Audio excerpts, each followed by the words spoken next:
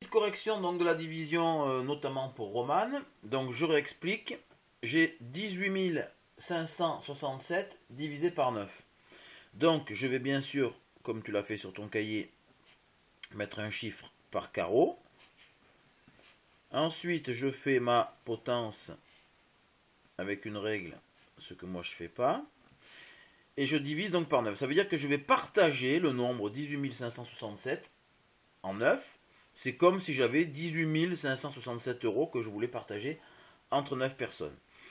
Je vais partager chaque partie du nombre. 18 567, c'est 10 000, c'est 8 000, c'est 500, c'est 60 et c'est 7. Je vais partager chaque partie. J'ai donc un paquet de 10 000. Je ne peux pas le partager en 9. Je vais donc le transformer en paquet de 1000. Et avec mes 8, ça va me faire donc 18 paquets de 1000 que là, je peux partager. Donc je regarde combien de fois le 9 peut rentrer dans le 18. Il rentre 2 fois, effectivement. 2 fois 9, 18. Donc maintenant, je ne les ai plus puisque je les ai donnés aux personnes, n'est-ce pas? Et il me reste bien sûr rien. Notez tout de suite que je viens de donner des paquets de 1000. Donc je peux le marquer ici. Je viens de donner 2 paquets de 1000.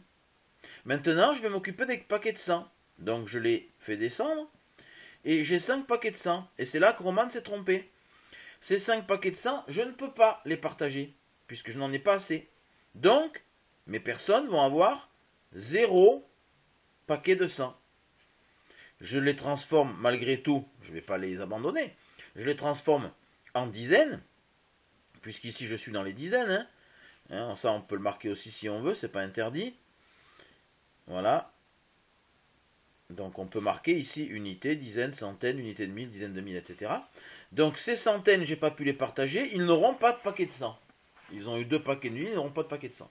Donc maintenant, je les transforme, ces paquets de 100, en dizaines, ça va en faire 50, plus les 6, ça va donc en faire effectivement 56 dizaines, que là je peux partager.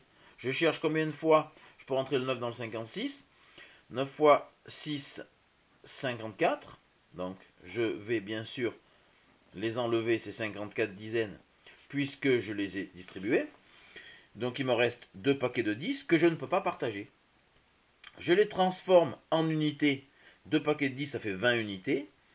Que je rajoute avec mes 7 unités que j'avais déjà. Et ça me fait donc 27 unités à partager en 9.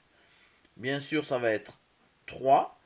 3 fois 9, 27. Et il me reste plus rien.